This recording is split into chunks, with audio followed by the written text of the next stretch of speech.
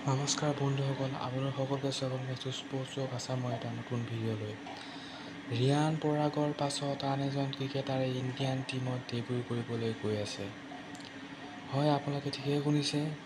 আপোনালোকে সকলোৱে জানে যে ৰিয়ান পৰাগ বৰ্তমান ভাৰতীয় দলৰ ODI আৰু T20 স্কোৱাডৰ মেম্বাৰ হয় আৰু তেখেতে ভাৰতৰ কাৰণে ইণ্ডিয়াৰ হৈ T20 আৰু ODI মেটছ খেলিছে। শ্ৰীলংকা টুৰ আৰু জিম্বাবৱে টুৰত তেখেতে খেলিছে। এতিয়া ৰিয়ান পৰাগৰ লগত আন এজন অসমৰ ক্ৰিকেটাৰক আপোনালোকে অতি সোনকালে হয় অথবা T20 নহয় ODI স্কোৱাডত দেখিবলৈ গৈ আছে ইণ্ডিয়ান টীমৰ, আৰু ইণ্ডিয়ান জাৰ্চিত দেখা পাবলৈ গৈ আছে আন এজন ক্ৰিকেটাৰ, আৰু সেই ক্ৰিকেটাৰজনৰ নাম হৈছে আকাশ সেন গুপ্তা। হয়, আপোনালোকে ঠিকেই সুধিছে, আকাশ সেন গুপ্তা এজন অসমৰ ক্ৰিকেটাৰ হয়। তেখেতৰ যি হাতত কলা বা পাৰফৰ্মেঞ্চ আছে, সেই পাৰফৰ্মেঞ্চ অতি অদ্ভুত হয়।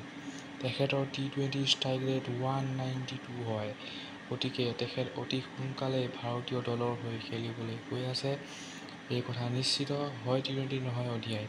গতিকে আজিৰ ভিডিঅ'টোত ইমানেই, লগ পাম অন্য এটা ভিডিঅ'ত। ধন্যবাদ।